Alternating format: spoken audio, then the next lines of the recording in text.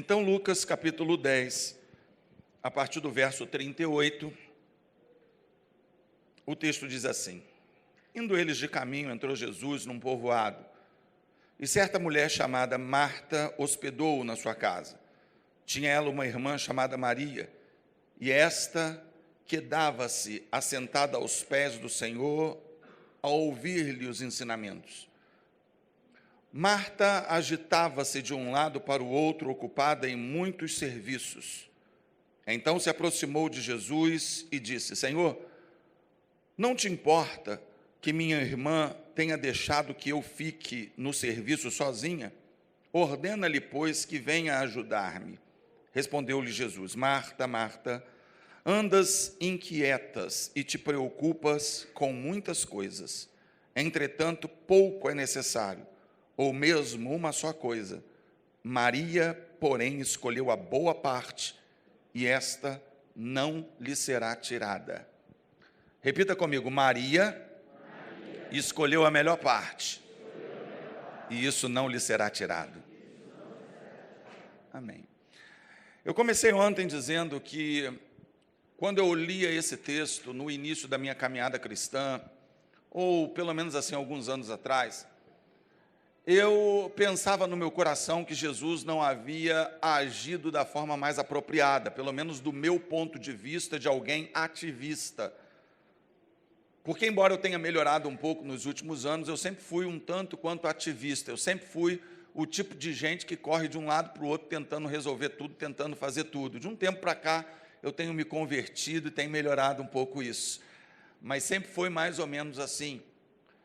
E eu olhava para esse texto, então, eu achava injusto que Marta estivesse correndo de um lado para o outro, dentro da sua casa, lavando louça, tirando o pó dos móveis, varrendo a casa, agindo todos os serviços referentes a uma casa, enquanto Maria, diz o texto, estava sentada aos pés de Jesus, batendo papo.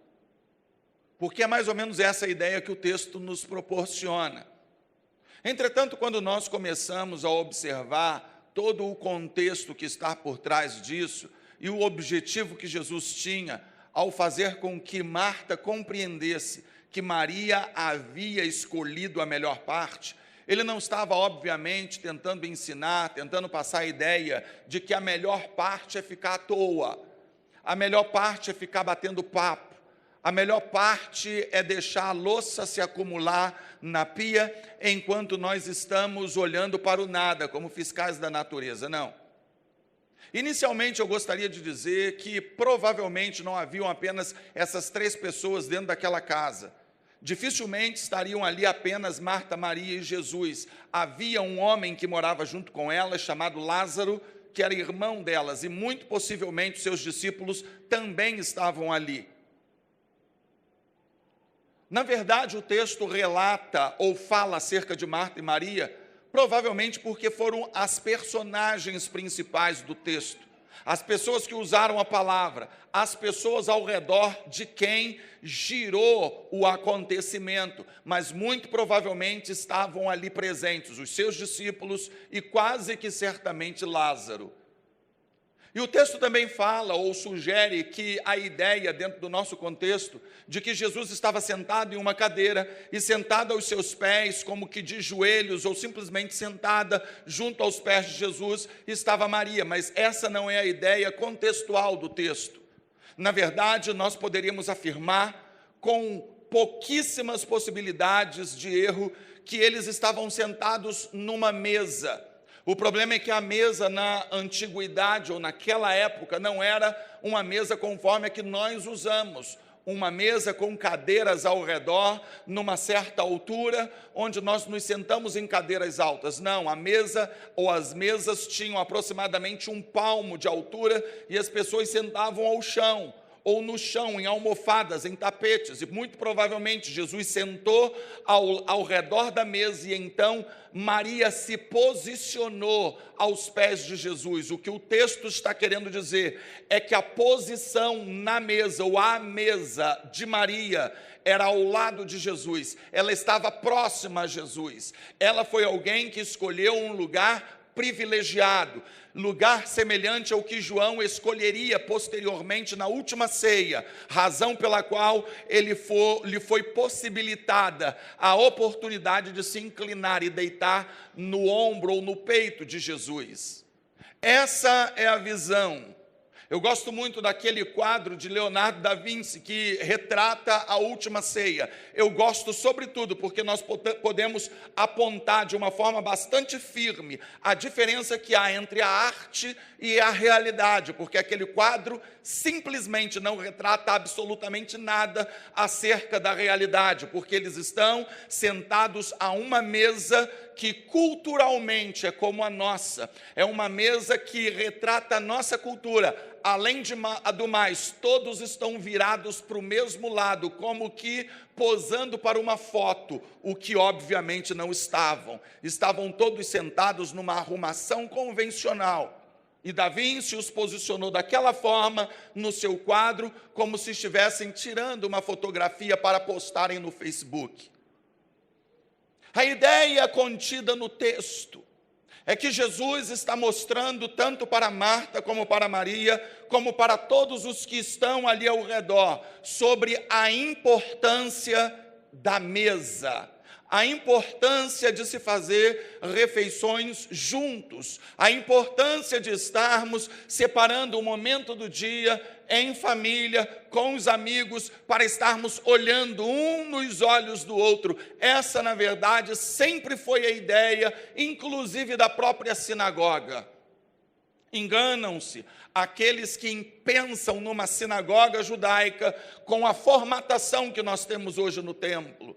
Não havia um ministro à frente, ministrando para pessoas que invariavelmente estão olhando para a nuca dos que estão à sua frente, não. As sinagogas tinham aproximadamente uma formatação ou uma dimensão como essa nave principal central, mas nos dois cantos haviam espécies de degraus, de arquibancadas, dos quais as pessoas olhavam para o centro, e então no centro uma pessoa estaria usando da palavra e ministrando.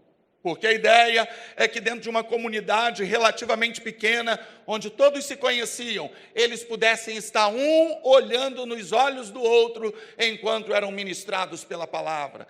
Um visualizando o outro.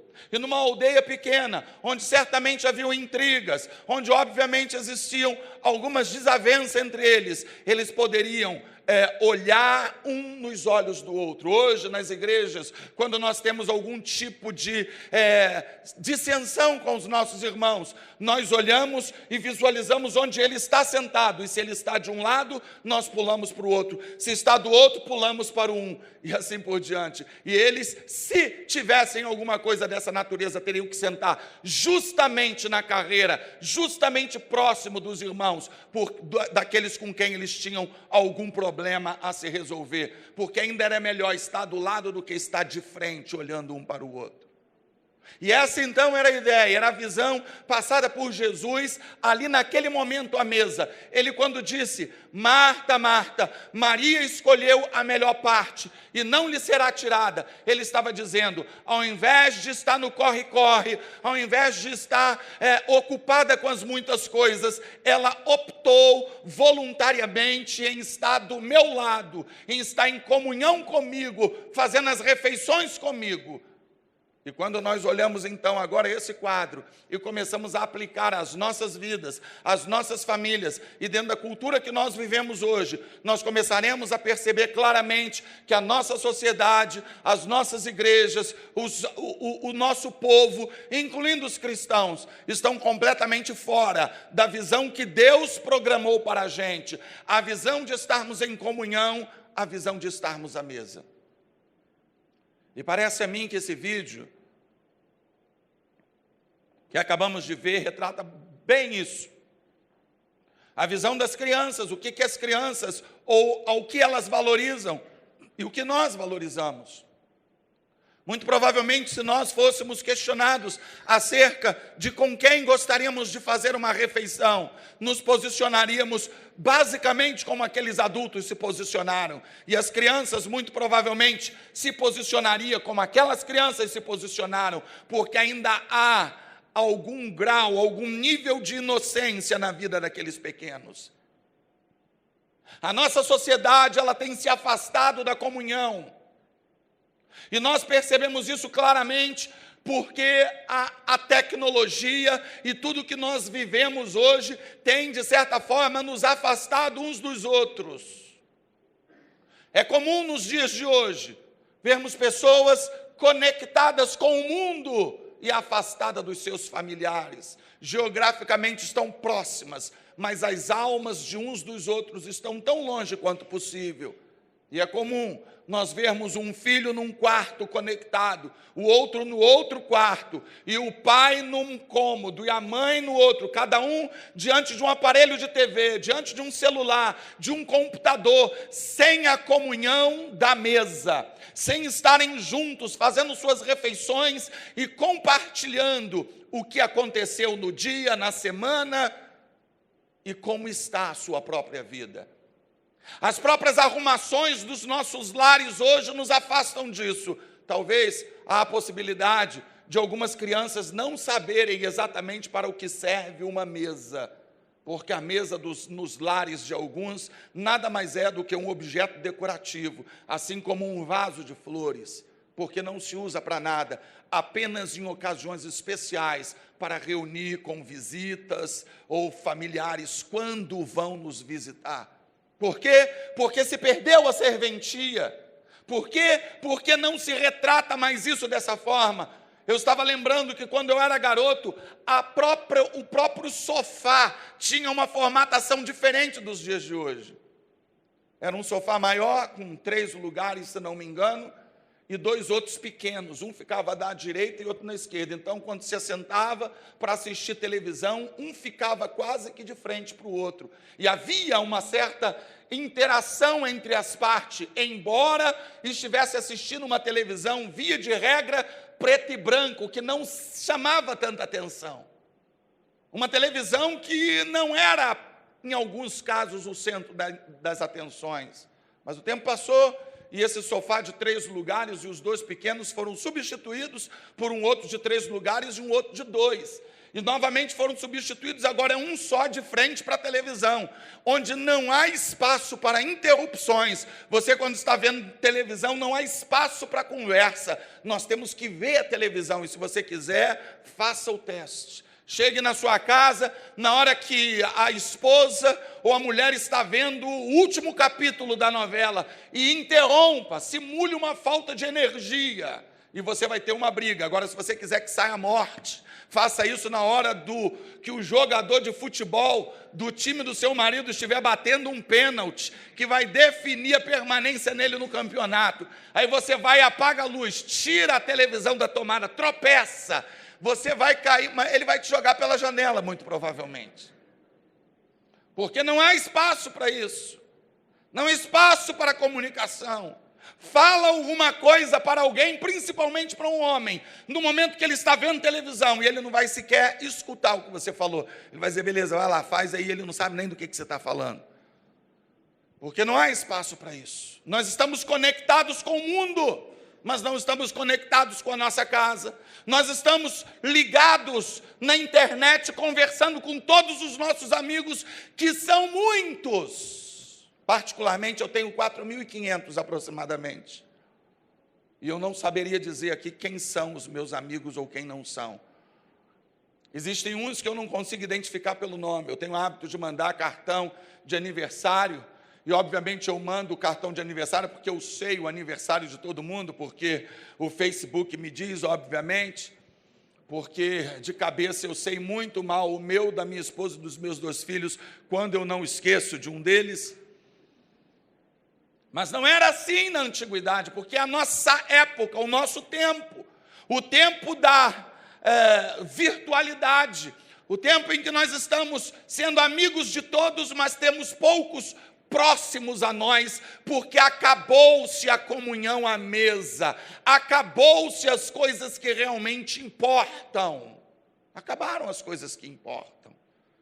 Como eu disse, lá ontem eu sei dizer o nome dos meus 2 ou 3 melhores amigos, Eu poderia dizer, ainda hoje, o time de futebol que torciam, a escola onde estudavam, alguns pormenores acerca de gosto pessoal deles, o que hoje eu não sei da maioria das pessoas que lidam quase que diariamente comigo, porque hoje as amizades parecem ser muitas, mas a qualidade é muito pequena. Nós não temos comunhão porque estamos ocupados em muitas coisas. Não temos comunhão porque ilustrativamente estamos lavando nossas louças, arrumando nossas casas, varrendo o quintal e esquecemos as coisas que realmente importam e não temos mais a comunhão da mesa.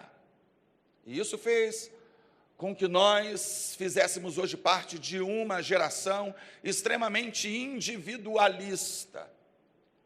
Nós importamos ou nos importamos com as nossas coisas. Nós estamos interessados naquilo que nos diz respeito. Nós não estamos muito interessados nas coisas que as pessoas que estão bem ao nosso redor necessitam. Nós hoje temos informações, notícias de pessoas que desaparecem, que somem, porque estavam passando problemas seríssimos e às vezes os familiares não percebem. Nós temos informações de pessoas que se suicidam, estavam deprimidas dentro de casa, mas os seus familiares não notaram, porque as pessoas não estão dispostas ou não percebem, não assimilam, que o mundo virtual está nos roubando essa proximidade, a comunhão da mesa. Nós não temos mais isso. É normal para mim, por exemplo, estar aqui ministrando e observar pessoas que estão, enquanto eu falo, mexendo no celular, conectados no Facebook, mandando mensagens, eu não sei o que escrevem, o que se comunicam, como falam, mas provavelmente estão falando comigo, estou no culto, kkkk, ou coisas do tipo, eu não sei, é o tipo de mensagem, porque estão aqui de corpo presente, mas não estão de fato. Estamos em casa de corpo presente, mas o papai, a mamãe, quando dizem, o meu filho está lá no quarto, na verdade, não sabe onde eles estão. Eles podem estar num bordel, interagindo com prostitutas. Ele pode estar ali interagindo com pessoas de índole horrorosa e nós não sabemos. Eles podem estar aprendendo coisas nocivas para as suas vidas e nós não sabemos por quê, porque a internet, as muitas coisas, o vai e vem, o corre-corre, as louças e as vassouras da vida estão roubando o tempo da mesa. Nós não temos mais o tempo da mesa. Nós não temos mais essa comunhão de estarmos juntos. Isso é um problema, porque nós estamos nos afastando. O profeta Daniel, ele profetizou dizendo que nos últimos dias a ciência se multiplicaria.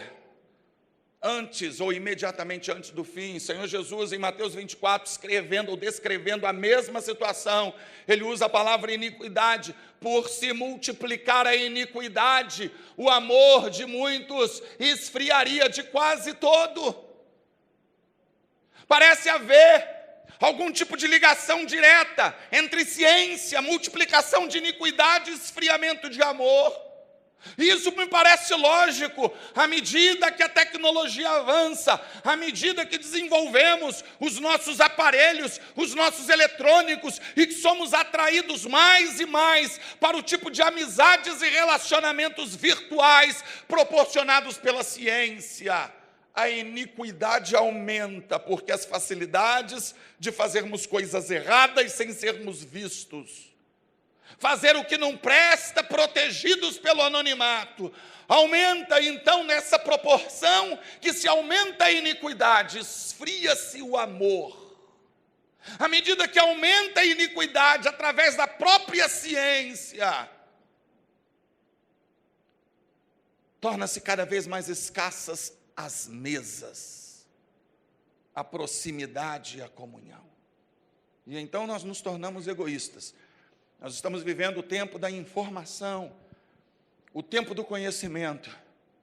Augusto Cury, um psiquiatra cristão, não sei se evangélico, mas cristão, ele disse que uma criança de 8 ou 10 anos hoje tem mais informações ou já tem mais conhecimento do que imperadores romanos. E isso tem causado problemas emocionais, psicológicos nas nossas crianças. Imagina se uma criança de 8, 10 anos tem condições de digerir toda a carga de conhecimento que lhe é fornecida. Nós temos acessos. Se você quiser preparar uma palavra, você não precisa sequer pegar na Bíblia. Vá na internet, digite o tema, que o Google lhe fornece um tema, uma mensagem pronta. Se você preferir ouvir alguma coisa antes de ministrar, deve existir também pregações prontas que você possa ouvir e depois reproduzir.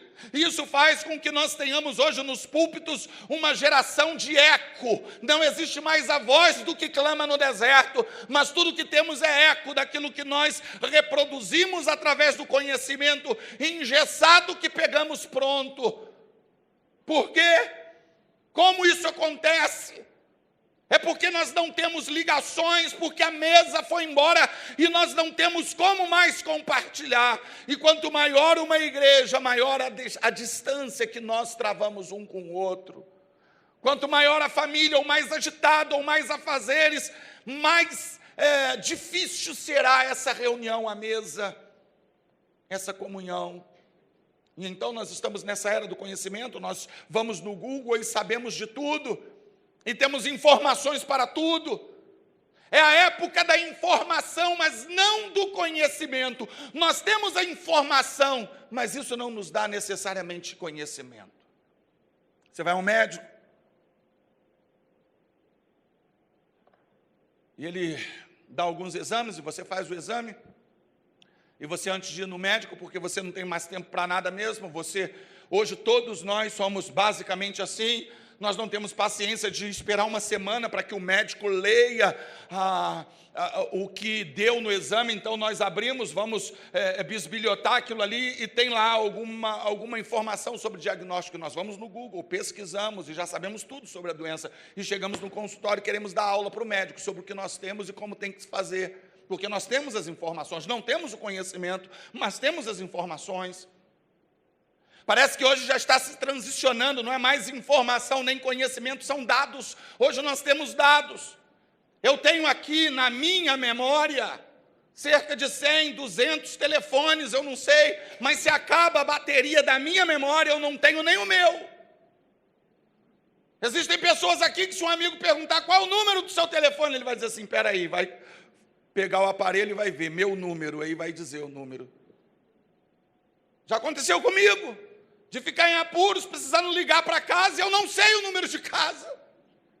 Não tenho número fixo em casa, cada um tem o seu aparelho, eu não sei o número de ninguém. Não me pergunte o número da minha esposa, porque se eu tiver sem o meu aparelho na mão, eu não sei. Nós temos dados, mas não temos conhecimento. Nós sabemos de nós. Estamos apontando tudo para nós. É a época do individualismo. Porque o nosso computador, ele é suficiente para nos mantermos conectados a tudo e vazio de tudo também. Mas tudo isso é quebra de princípios. Porque a primeira observação que Deus fez no Éden foi, não é bom que o homem esteja só. Ele observou que o homem estava só. E mais do que isso, ele queria que o próprio homem observasse que estava só. A palavra de Deus diz que num belo dia, Deus chama o homem e diz, eu quero que você coloque nome em todos os animais. E ele passou um tempo colocando nome nos animais. E ele botava o nome no animal e na sua fêmea.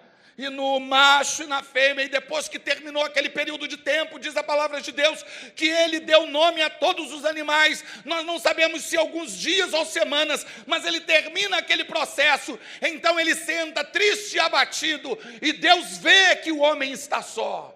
É claro que ele já sabia disso, mas ele queria que o homem visse que estava só. Por isso, ele fez com que o homem colocasse nome em todos os animais, para que o homem percebesse que cada animal tinha o seu par e ele não. Então o homem vê. Ele vê que está só e fica abatido, provavelmente ruminando em sua cabeça. Os animais, todos eles têm os seus pares. Deus não está só, porque a Trindade vive em perfeita harmonia, mas eu estou só. Eu tenho alguém para me relacionar, que é Deus, que é maior do que eu, e tenho os animais que são menores, mas eu não tenho alguém como eu. Então Deus observa isso de forma pública, para que todos pudessem saber que não seria bom que o homem vivesse só, e faz uma ajudadora para ele. É projeto de Deus que nós não estejamos sós. É projeto de Deus que estejamos à mesa. É projeto de Deus que tenhamos pessoas com quem compartilhar. É projeto de Deus que tenhamos as nossas prioridades. Mas a geração egoísta, individualista, que se criou na atualidade, tem nos afastado desses princípios de Deus. A geração individualista, ela pensa que sabe tudo, porque pensa que o Google informa tudo. Pensa que sabe tudo, e isso quebra determinados conceitos básicos, bíblicos, na vida do ser humano.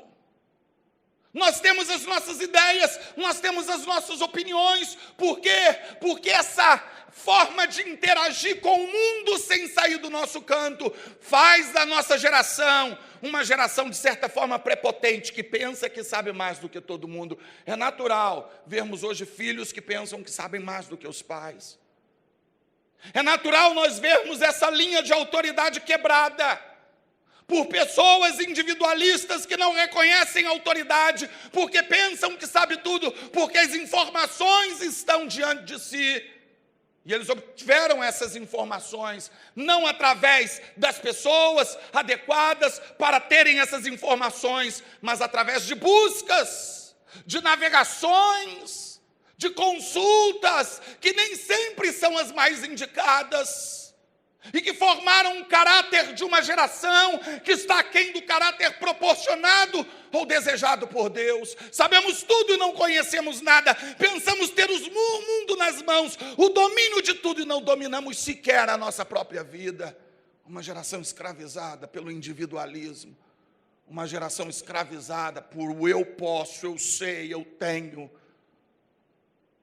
É natural hoje um professor se posicionar na sala de aula e o aluno dizer assim: eu não concordo com isso. O aluno não concorda, o professor está dando a matéria e o aluno discorda.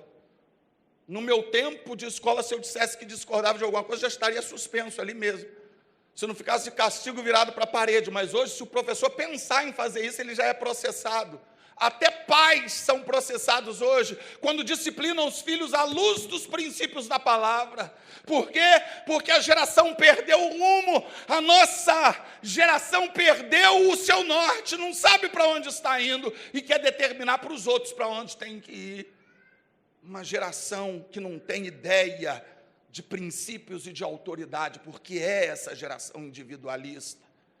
E da mesma forma que faz com a autoridade, da mesma forma que faz com o professor, faz com os pais dentro de casa, é normal, é natural vermos pirralhos de 3, 4 anos mandando nos seus pais: eu quero aquele brinquedo, e ai do pai se não comprar. Se tiver no shopping, meu filho, o pirralho se joga no chão. Arma um cavalo de batalha e aparece um monte de atribulado. Ah, tadinho, o que ele quer? E por quê? Porque é dessa forma, nós somos o centro de tudo.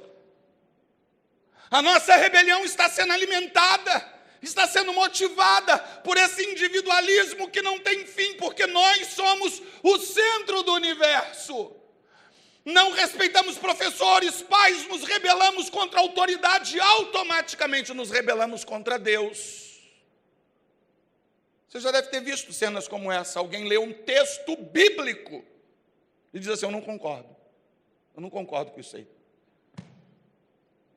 Está na Bíblia, não, mas quem escreveu a Bíblia foram homens. As matérias do Google também.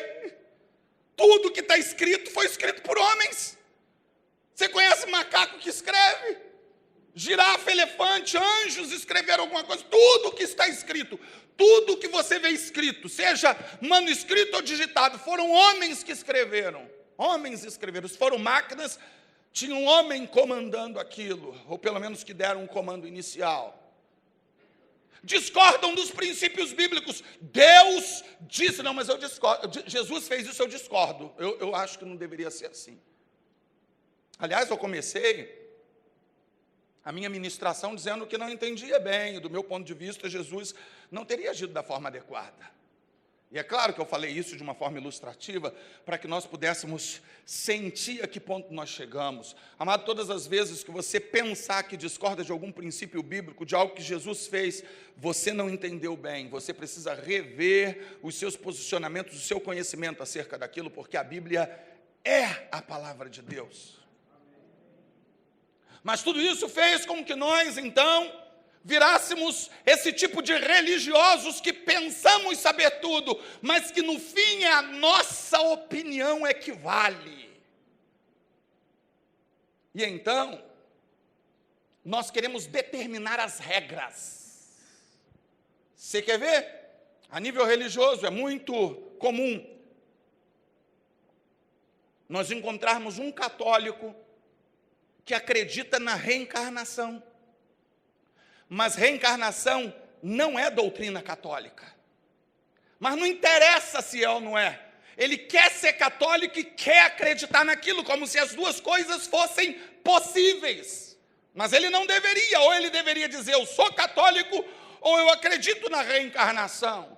É muito comum nós encontrarmos cristãos, sejam eles católicos ou evangélicos, dizendo que não há problema algum no homossexualismo, que não há nenhum problema em se casar e divorciar 3, 4 vezes, porque afinal de contas o que vale é o homem ser feliz, e você tem todo o direito de adotar o homossexualismo como estilo de sua vida, de casar e divorciar 15 vezes, porque a vida é sua e ninguém tem nada com isso. Você só não pode dizer que é cristão, porque essas doutrinas são incompatíveis com o cristianismo. E por que as pessoas fazem isso e não veem problemas? Porque a sua opinião é que vale, elas têm uma opinião formada, um ponto de vista formado, e o seu individualismo, os seus pontos de vistas acabam decretando que ela é assim, e o mundo que se adapte ao seu estilo de vida e aos seus pensamentos, porque ela é o centro de tudo.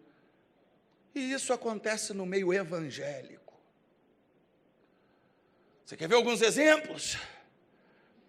Há evangélicos que não congregam, que não acreditam na doutrina do sustento da obra de Deus através de contribuições voluntárias, por exemplo. Eles dizem assim, não precisamos congregar, não precisamos de igreja, mas acontece que a Bíblia determina como cristianismo o hábito de congregar, mas eles discordam. E o pensamento dele é mais importante do que a Bíblia, no final de tudo. Ele diz assim, eu sou contra o dízimo. E eles não dizimam, embora o dízimo seja uma doutrina bíblica cristã, mas eles discordam. E o que importa não é o que está na Bíblia, é o que ele concorda ou discorda, o que ele pensa ou não pensa. Enfim, é o ponto de vista dele que determina a direção que ele vai seguir. Por quê? Porque a geração que nós vivemos o direcionou para o egoísmo, o direcionou para o individualismo. Nós aprendemos todos os dias que a nossa felicidade, que o nosso eu, são mais importantes do que tudo que está ao nosso redor. Não importa quantas pessoas tenhamos que atropelar em nome do nosso sucesso, não importa quantas pessoas tenhamos que infelicitar em nome da nossa felicidade, porque nós somos o centro de tudo. Nós somos o centro da atenção. E ninguém pula, e ninguém discorda, que está tudo certo. Por quê? Porque estamos gradativamente nos acostumando com essa ideia. É a iniquidade que está entrando nas famílias, é a iniquidade que está entrando na igreja, é a iniquidade que entrou na sociedade, e definitivamente o amor de muitos já esfriou, e nós estamos às portas, às vésperas do fim. E tudo isso por quebra de um único princípio, está à mesa. Está olhando olho no olho. Está parando as arestas. Está discutindo emoções. Está se abrindo um com o outro. Nós vemos isso na teologia, a doutrina de Cristo. Não tem nada a ver com muitos ensinamentos que nós temos visto em igrejas chamadas evangélicas, mas as pessoas não estão interessadas em pregar a Bíblia, em crer na Bíblia, elas estão interessadas em pregar aquilo que lhe agrada. E na teologia cristã moderna nós vemos isso. Em Lucas capítulo 9, verso 23, Jesus disse: se alguém quiser vir após mim, negue-se a si mesmo, tome a sua cruz diariamente e siga-me. Isso é cristianismo. Deixa eu repetir o que é cristianismo, caso alguém não saiba. Cristianismo é assim, se alguém quiser vir após mim, ou seja, depois de Cristo, vir seguindo a Cristo, se alguém quiser seguir a Cristo, ele deve, em primeiro lugar, se negar, isso está praticamente fora de cogitação, e em segundo lugar, ele deve tomar a cruz, a sua própria cruz, diariamente e seguir a Jesus. Isso me parece, nos dias de hoje, qualquer outra coisa. Isso me parece automartírio, isso me parece masoquismo, mas isso não me parece nem de longe o cristianismo que é ensinado em algumas igrejas em nome de Deus. Não parece, não lembra em nada o cristianismo de hoje, porque não se fala mais de autonegação por causa de Cristo, não se fala mais de entrega a um plano maior, mas de uma fé que me favorece. A fé hoje que nós estamos dispostos a seguir, amados, é uma fé que nos favorece. É assim, se eu estou triste, Deus me consola. Se eu estou alegre, Deus me confirma. Se eu tenho metas, Deus me leva a elas. E se eu tropeço, Deus me ampara. O evangelho é isso hoje. Ou seja, eu estou sempre no centro. O meu egoísmo está sempre sendo enaltecido. Sou eu que estou no centro das atenções. E muito provavelmente o que passar disso aí é procedência maligna. Se alguém pregar alguma coisa diferente disso, hoje se fala de vitória, de dupla honra, sobre sucesso, riquezas, prosperidade. Isso é o evangelho, tudo isso gira em torno de nós, porque aprendemos a ser assim. A nossa geração nos ensinou esse egoísmo. A nossa geração ensinou isso, e é por isso que existem tantos lares divididos, destruídos, porque em última análise, o problemático, aquele que dá o pontapé inicial de sair de casa, seja ele ou ela, está pensando não na família, não nos filhos, não no cônjuge, mas nele mesmo. 90% das vezes, ele já tem até alguma coisa engatilhada para poder sair. Por quê? Porque ele pensa nele, é o individualismo desse tempo, e no individualismo não há lugar para ouvir um ao outro, não há lugar para mesa, não há lugar para sentar e discutir opiniões, ideias e sentimentos e pensamentos, só há lugar para vassouras, para louça empilhada que precisa ser lavada, para corre-corre, para individualismo. Mas não há lugar para interagir. Não há espaço para isso. Não há espaço para olho nos olhos. Você pergunta a alguém, você diz para alguém, rapaz, eu não estou me sentindo bem, eu estou com dor de cabeça, ele vai dizer que está com a dor também. Ele dificilmente vai parar para te ouvir, principalmente fora dos arraiais de igreja. Eu estou com a dor de barriga, rapaz, eu já tive essa dor também. Rapaz, eu estou com uma dor de cabeça. Rapaz, sabe que eu tive um tumor? Ele não vai perguntar, é mesmo, rapaz? E você? Não, ele vai dizer do problema dele. Meu filho mais velho está com 15, o meu está com 16. É sempre ele. É um individualismo, nós sempre puxamos a conversa para nós. Rapaz, aconteceu comigo. Olha, um cara me fechou ali no Paissandu. Rapaz, semana passada me fechou também. E olha, pronto, ele já puxa para o assunto dele, porque ele é o centro, ele merece as atenções, é o individualismo. Ninguém está interessado no seu problema. Em termos de geração atual, ninguém está nem aí. Por isso que você corre para o computador, porque o Google te dá atenção. Seus amigos virtuais falam pelo menos oi com você, né? Aliás, é uma coisa maravilhosa. Eu entro, eu me distraio, eu entro online, aí entra um oi, tudo bem? Oi. Bom dia, boa tarde, boa noite. São os relacionamentos que nós estamos fomentando hoje. O mais superficial possível. Oi, tudo bem? Aí eu caio na bobagem, oi, tudo bem. Como é que você está? Bem, valeu, tchau. Pronto. Aí chega na igreja e diz assim, pô, troquei maior ideia com o pastor Sérgio essa semana. E como é que ele está? Pô, ele está bem. Está tudo bem com ele. Ele já sabe que está tudo bem. Então, amados, é assim que nós nos vemos, é assim que funciona a nossa teologia, girando em torno de nós. Não se fala mais nas igrejas, nos púlpitos cristãos, é raríssimo se falar hoje sobre vinda de Cristo, arrebatamento da igreja, vida eterna. Não, porque agora, para alguns evangélicos, o reino de Deus é desse mundo. O reino foi estabelecido definitivamente nesse mundo. O que nos interessa é a cura da nossa dor de barriga, é a cura do nosso problema, é a nossa prosperidade, é a resolução do problema da nossa família. Esse é o evangelho. Nós não nos preocupamos mais com o porvir. Queremos garimpar dentro da igreja tudo que for possível para os nossos interesses de hoje, desse momento. É o preço que temos pago em termos teológicos, com essa evolução científica, tecnológica, e de todas as suas consequências, como iniquidade e consequente esfriamento de amor. Nós vemos isso claramente nos nossos comportamentos. Nós não nos comportamos mais como cristãos genuínos. Por quê? Porque nós conseguimos desvincular aquilo que é princípio daquilo que nos interessa. Porque o evangelho hoje é o que nos interessa, porque somos individualistas. Um homem chamado David Fuller, ele disse, se você fosse preso por ser cristão, haveria provas suficientes para condená-lo? Ele simula uma igreja perseguida, e você foi capturado, então a acusação é, esse cara é cristão, e ele ia fazer uma busca na sua vida, e alguém provavelmente diria, não há provas contra ele, o comportamento dele não denuncia que ele é cristão, não há nada que possa incriminá-lo. Por quê? Porque o sujeito nunca falou de Jesus, nunca pregou o evangelho, não tem um comportamento compatível com o que a Bíblia determina.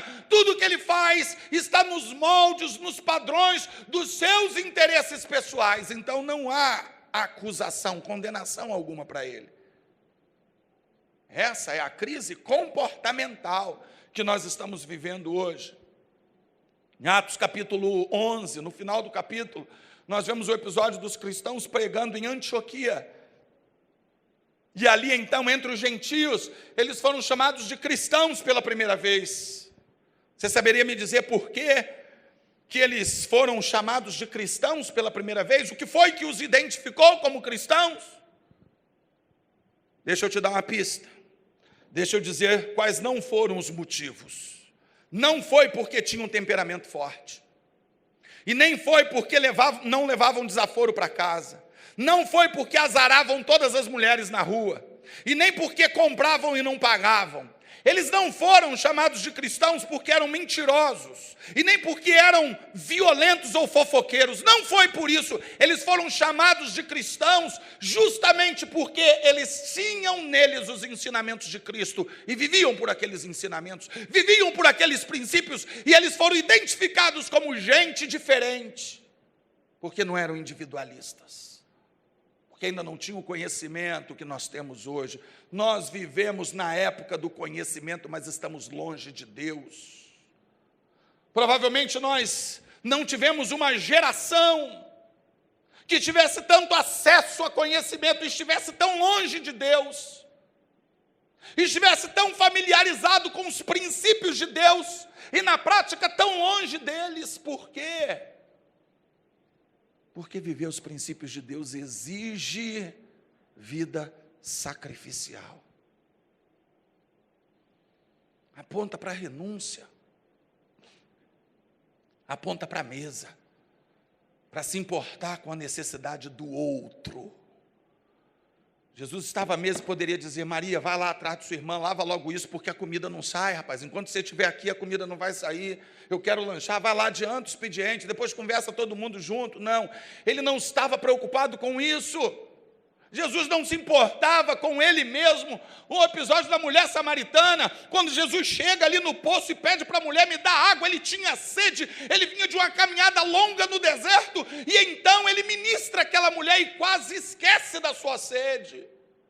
Não há no relato de João 4 algo claro que mostre Jesus bebendo água. É provável que ele nem tenha bebido a água que ele necessitava tanto, porque ele preferiu sentar à mesa com aquela mulher, estar conversando com ela, ministrando sobre a vida dela, olhar nos olhos dela, se importar com a necessidade dela, ministrar sobre ela. Não havia egoísmo, ele não queria extrair algo daquela mulher, mesmo que fosse uma água. Não, havia algo mais importante. E Jesus fez isso com uma estranha, fez isso com a amiga Maria. E eu não faço com meu filho, e eu não faço com meu cônjuge, e não fazemos com os nossos pais, e não fazemos com os nossos mais íntimos, porque não temos tempo para eles. Não temos tempo de conversar, de dialogar, porque a vida está nos consumindo, e a iniquidade está entrando. E o tempo que eu deveria dedicar à mesa, a internet está dedicando. E a iniquidade entra, e o amor esfria. E depois não sabemos por que os nossos filhos estão dispersos, por que temos perdido a nossa prole. Por quê? Porque temos vacilado em princípios. Porque temos rejeitado princípios bíblicos. Nós não queremos confronto, nós não queremos atritos, nós estamos aqui para fugir de problema, mas há problemas que nós temos que enfrentar e confrontar. Ouvimos isso com o pastor Marcos André aqui na quinta-feira. Existem problemas que nós temos que resolver, temos que enfrentar, temos que confrontar, e é nesse ambiente familiar da mesa que nós precisamos estar resolvendo todas essas coisas. Os nossos comportamentos não são mais de cristãos, porque nós acreditamos no Deus de amor, mas não acreditamos no Deus de juízo, porque, como eu disse, nós pegamos um evangelho aberto, mas ouça, o evangelho é um pacote fechado, não interessa, não importa o que eu creio ou não creio, não importa se eu concordo ou discordo, o evangelho é o evangelho, independente do meu ponto de vista. No pós-tragédia,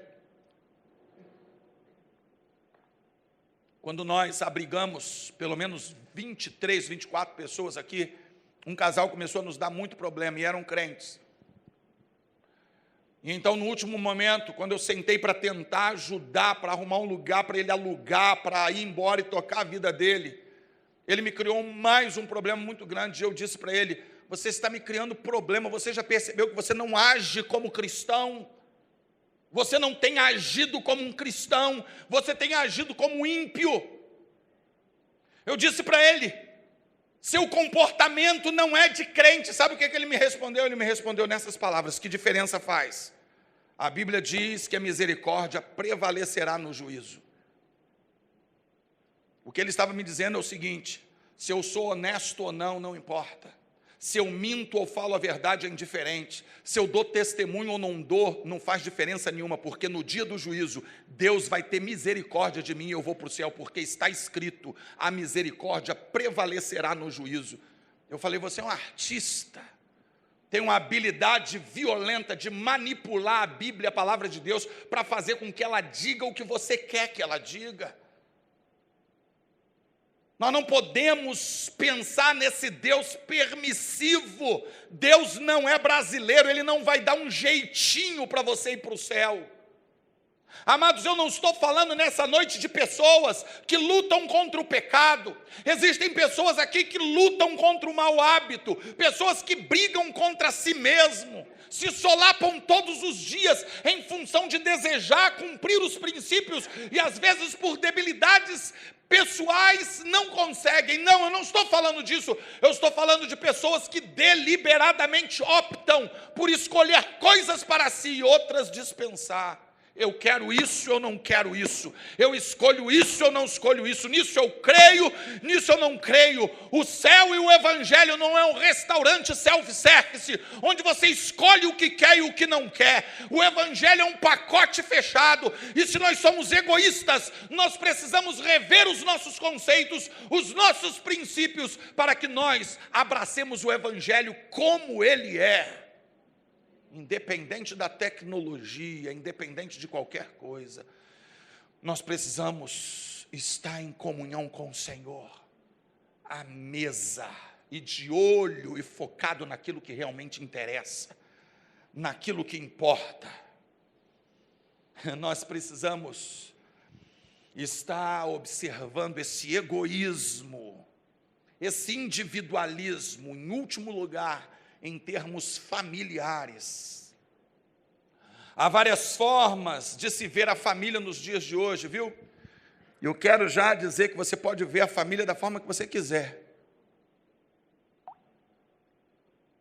Deus fez de você um ser livre. E então você tem opções. Você poderá decidir pela família tradicional ou pela moderna. Não tem problema nenhum. Você poderá decidir em como vai educar os seus filhos. Você pode decidir a forma como vai tratar o seu cônjuge. Você pode decidir, a decisão é sua, você faz o que você quiser. Você só não poderá fazer da forma que você quer fazer e ainda assim dizer que é cristão. Não, essa alternativa não existe. Para você dizer que é um cristão, você tem que fazer da forma como a Bíblia orienta. Entende? Você pode fazer o que quiser da sua vida. Eu não estou aqui para determinar quantas vezes você vai casar ou deixar de casar. Você pode largar sua mulher por qualquer motivo e casar de novo. Posso, pastor? Claro, a vida é sua, você faz dela o que você quiser. Só não me venha falar que você é cristão, você é outra coisa. Cristão não, porque a palavra de Deus diz, Jesus disse que o homem não pode deixar a mulher por qualquer motivo. Há cláusulas, há pontos que definem essa questão. Você pode crer na família tradicional, ou você pode ser um crente não legalista, porque afinal de contas você quer ser politicamente correto, e está andando de acordo com a moda. Você pode, posso, pastor? Pode, só não pode dizer que é cristão. Não, eu sou cristão, mas eu quero viver a vida dessa forma. Tudo bem, vive a vida dessa forma, e abra mão do cristianismo. Porque o cristianismo tem só essas duas opções. Ou você abre mão do cristianismo e vive a sua vida, ou abre mão da sua vida para viver o cristianismo. As duas opções são claras, não existe uma terceira opção. O problema é que a nossa geração individualista quer dar jeitinho. O problema é que a nossa geração individualista quer ficar cuidando da casa e ainda assim usufruir da mesa. Não pode. Ou você é Marta ou é Maria. Ou você está num lado ou do outro. Você não pode fazer as duas coisas. Não tem como. Há uma escolha a ser feita. E você pode. A vida é sua. Só não pode dizer que é cristão. Você entende? O mundo tem nos dado várias direções para formatação, para formação e direção de nossa família. O mundo diz assim: pai, você não pode mais disciplinar o seu filho. Não. Como que faz? Bota a Xuxa para educar eles. Bota a televisão, bota ele na internet. Deixa ele distraído lá na internet que ele vai te obedecer. Disciplinar não, mas a Bíblia diz, disciplina a criança com vara e astúcia fugirá dela. Não, mas isso é a Bíblia, nós cremos na Bíblia só até onde convém. Nós vamos deixar os nossos filhos fazerem o que quiserem, não vamos dar limites para ele, e isso é visto claramente até na igreja. E eu tenho autoridade para falar isso, autoridade de quem teve crianças que, se deixasse, também correria o culto inteiro na igreja, atrapalhando todo mundo. Mas tinha disciplina, porque a Bíblia diz para disciplinar. Pastor, a criança tem que ficar à vontade na casa de Deus. Ele tem que ficar à vontade na casa de Deus, à vontade na casa dele, à vontade no parquinho de diversões, mas em todos os lugares ele precisa saber que há limites. A Bíblia fala sobre isso, e tem que colocar limites. A Bíblia ensina sobre isso, e tem que ter limite na casa de Deus. tem que ter limite. A palavra de Deus diz que o primeiro passo que Jesus deu em direção à cruz foi chicotear quem estava fazendo bagunça dentro do templo, cambista dentro do templo. Então diz a Bíblia que os seus discípulos, quando viram ele tocando os cambistas do templo, porque estava fazendo do templo algazarra, anarquia, eles lembraram do texto que dizia: o zelo da minha casa me consumirá. E diz o texto da palavra de Deus que a partir daquele momento buscavam uma ocasião para matá-lo. Foi o zelo da casa de Deus. Aí o cara que diz que é cristão, que é crente, o filho faz o que quer, ninguém cultua quando ele vem no culto, porque o filho corre tudo, faz bagunça, joga as coisas pro alto. Não, não pode, porque é criança. A televisão falou que não pode disciplinar, mas a Bíblia diz que tem que disciplinar. Então você decide, ou você opta pela televisão, ou você se torna um cristão de verdade. Confia a educação dos seus filhos aos princípios de Deus. Confiando a sua educação, a educação dos seus filhos aos princípios de Deus, você vai ver, a Bíblia garante isso, amados. A Bíblia garante isso. Que se você criar os teus filhos nos princípios do Senhor, ele vai ser grande e não vai se desviar deles. Mas tem gente que faz uma leitura errada, ele acha que cria os teus filhos dentro do templo. Não, não é dentro do templo. Dentro do templo é outra coisa. É dentro dos princípios. Cria dentro dos princípios, que ele não vai se desviar. O mundo, ele nos dá essas direções de criar os nossos filhos do jeito que queremos. Dá a condição de fazermos com o nosso cônjuge o que nós quisermos. É muito comum nós ouvirmos isso até em gabinete pastoral. Não, pastor, eu não estava feliz. Há um tempo atrás, chegou um pastor aqui, paquerando a gente, como igreja. Quando nós conversamos, eu soube da situação dele, imediatamente eu já chamei para conversa. Vamos conversar? Marca um dia aí comigo. E sentamos para conversar com ele, Fizemos uma reunião com os pastores junto com ele. Conta a sua história para mim, para a gente. E ele contou a história, Então, meu líder espiritual, lá não sei onde, falou assim: meu irmão, pastor, você tem que escolher. Você quer estar certo ou você quer estar feliz? Aí Deus falou comigo: é isso aí, eu tenho que estar feliz. Larguei minha mulher com os 2 filhos para lá, eles que se virem, e eu vou cuidar da minha vida e vou ser feliz. Glória a Deus. Você quer estar certo ou você quer estar feliz? Você quer estar dentro dos princípios ou estar feliz? Na minha opinião, dá para ser as duas coisas. É só você cumprir os princípios bíblicos, dá para fazer as duas coisas. Mas se você estiver entre estar certo e estar feliz, esteja certo, amado, porque você vai ter uma eternidade inteira para ser feliz. Não perca a razão, não. Esteja certo, esteja com a razão dentro dos princípios. Imagina se um pastor opta por ser feliz, como é que um pastor desse vai ministrar, vai ensinar? Que conselho esse sujeito vai dar com um casal que está com problema? Seja feliz, irmão. Ah, pastor, mas a vontade que eu tenho é de ter 3, 4, tenha 5 ou 6, aleluia. Mas seja feliz, vai nessa sua fé, irmão, aleluia. Aí o cara dá glória. Aí o cara vai sair dando glória. Existem princípios, jovens, adolescentes, existem princípios bíblicos para se dirigir aos pais. Existem jovens que eu não sei se estão vendo muito a Malhação, ou se estão muito conectados na internet, mas falam com os pais igual que falam com os amigos. Mas existem princípios de submissão, princípios que não são os individualistas dos nossos dias, são princípios de Deus. E é por eles que nós temos que andar, que caminhar. Nós estamos vivendo, para a gente concluir, nós estamos vivendo o momento provavelmente mais religioso da história da humanidade. Nós estamos vivendo um momento ímpar, as igrejas estão cheias.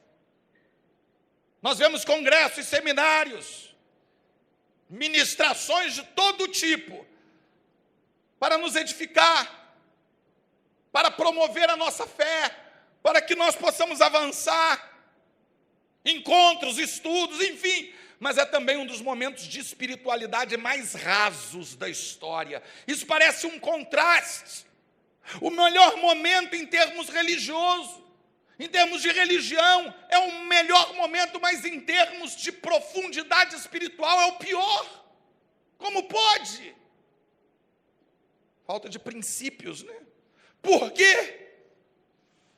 É porque muitos estão na religião pelo egoísmo, pelo individualismo, pelo egoísmo que possuem e não pelo desejo de entrega. As pessoas hoje vão para a igreja para fazer a campanha que vai trazer o marido de volta. Só transicionaram o lugar de encontro, o lugar de frequência, porque antes quem fazia isso era a mãe de Ná. Quem fazia isso era a vovó de não sei das quantas, era a jogadora de búzios. Venha, joga o búzio que eu trago o marido de volta em 2 semanas. Hoje é a igreja que está se prestando esse papel. Venha, que a sua vida familiar vai ser restaurada. Vai nada. Teu marido pode até voltar para casa, mas não vai ser nada, se você não tiver disponibilidade de sentar na mesa, de restabelecer os princípios, de consertar o que está errado, de afastar a iniquidade da sua casa, em nome dos princípios de Deus, e de resolver os problemas. Nós não podemos nos conformar com um casamento tido como estável, só porque marido e mulher dormem na mesma cama, vivem debaixo do mesmo teto. Não. Nós precisamos assimilar os princípios para as nossas vidas. Os princípios das questões estarem resolvidas. O princípio do pai olhar para o filho e dizer: me perdoa porque eu agi assim. Do filho olhar para o pai e dizer: me perdoa porque eu tenho te desrespeitado como meu pai. Da mãe olhar para a filha e dizer: eu te perdoo quando você me fez isso. Da filha olhar para a mãe e discutir a situação até chegarem a um acordo e entenderem que ambas precisam de reconciliação. Eu creio nisso, amados. O Antigo Testamento termina com essa mensagem. Diz que quando ele vier, ele converterá o coração dos pais aos filhos, converterá os corações dos filhos ao coração dos pais, para que ele não venha e fira a terra com maldição. Existem maldições estabelecidas nas nossas casas por falta de conversão, de coração de pai ao filho, de coração de filho ao pai, por falta de sentar à mesa, por falta de olhar um nos olhos do outro. Transferimos para Deus responsabilidades que são nossas. Queremos que Deus traga paz no nosso lar. Queremos que Ele traga comunhão e harmonia, quando tudo que nós temos para apresentar para Ele é religiosidade, não princípios. As igrejas estão cheias, mas somos rasos. Há uma crise espiritual estabelecida. Da mesma forma que há crises políticas, a crise espiritual. Da mesma forma que o Congresso Nacional hoje está em crise, que a presidência está em crise, que a economia está em crise, por falta de ética dos políticos, de integridade política. O cristianismo está em crise por falta de ética e integridade dos cristãos, porque a igreja não cumpre mais o seu papel. Porque não faz o básico. Então, assim, um dos maiores desafios de hoje é cristianizar os cristãos. Chocante isso. Eu ouvi essa frase de um palestrante ímpio. O maior desafio de hoje é cristianizar os cristãos. Há alguns séculos, o desafio era evangelizar os indígenas, os idólatras, os muçulmanos. É um desafio. São desafios que temos, mas o maior desafio é cristianizar os cristãos. E como nós vamos enfrentar esse ambiente que é formalmente religioso, mas na prática é egoísta, na prática é individualista? Como vamos evangelizar os cristãos? Como falar de Deus para quem tem Deus na casa? Quem tem Deus estampado no adesivo do carro? Quem tem Deus estampado na camiseta, só não tem no coração? Como falar de Deus? Parece que é o mesmo desafio que Jesus enfrentou. Como falar de lei para os doutores da lei, para os sacerdotes, para os escribas e fariseus, foi o mesmo desafio de Jesus. E nós estamos encarando hoje o desafio de nos tornarmos cristãos, na prática. Cristãos que vão além, que possam ir além da liturgia. Todos nós sabemos bater palma, sabemos a hora de bater palma. A hora de bater palma é tão clara que se ninguém bater a gente puxa e todo mundo vai atrás. Todo mundo sabe a hora de bater palma. Todo mundo sabe a hora que cabe um glória a Deus. Todo mundo sabe a hora de cantar, a hora de ofertar. Todo mundo sabe o dia de congregar. Mas o nosso desafio vai além disso. Nosso desafio é sermos cristãos. O nosso desafio hoje é cristianizar os cristãos que não têm Cristo. Tem uma religião, mas não tem Cristo. Por quê? Porque estão ocupados em muitas coisas. Ouça, Jesus ele termina esse texto dizendo assim: eu não posso tirar de Maria essa parte, porque ela escolheu a melhor parte. Marta, eu não sei para quantas Martas eu estou falando hoje, talvez para 2, 3, talvez para 200, 300, eu não sei. Marta, Maria escolheu a melhor parte. Talvez você esteja aí na sua cadeira se contorcendo, dizendo: Deus me proporciona uma oportunidade para me retratar com meu pai. Deus me proporciona uma oportunidade para me retratar com o meu líder.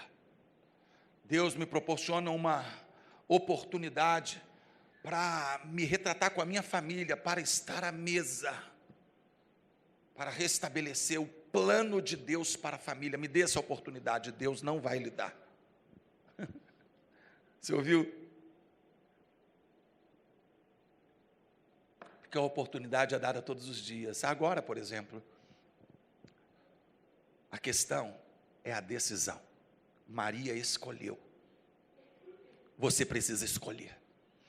Você tem hoje a alternativa, a oportunidade de escolher que tipo de família você vai ter. Que tipo de cristianismo você vai viver. Eu repito, eu não estou falando hoje, eu não falei hoje para pessoas que lutam contra as suas deficiências, mas eu estou falando para pessoas que não decidem fazer as escolhas corretas. Você pode errar, você pode falhar tantas vezes quantas forem, contanto que você esteja consciente de que está falhando e esteja buscando a coisa certa.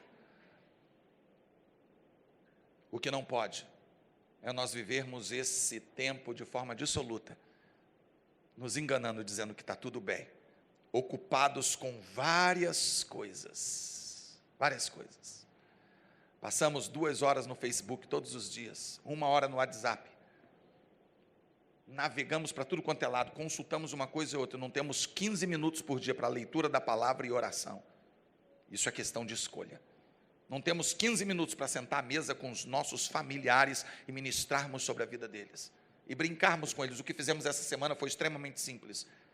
Eu peguei um joguinho que estava esquecido, encostado lá em casa, que eu fiz há 10 anos, quando as crianças eram pequenas. Joguinho da memória. Tem fotos da família toda. Tem foto da família do pastor Wilson. Tem foto da sogra, do sogro, das tias, das crianças, tudo pequenininho. E nós pegamos aquele jogo. Gabriel não tinha, nem lembrava desse joguinho.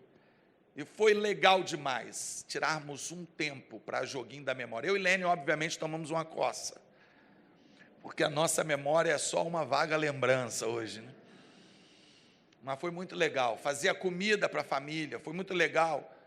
Tentar assistir um filme junto, a gente sempre erra, sempre fica procurando filme, sempre escolhe um errado. E dá ruim, mas tem aquele momento da comunhão. É muito bom nós separarmos tempo para a família. Se nós conseguimos fazer isso essa semana, por que nós não podemos conseguir todas as semanas, pelo menos um dia? Por quê? Porque estamos ocupados em muitas coisas. Reveja os seus princípios. Maria escolheu a melhor parte. Coloque-se em pé e vamos orar.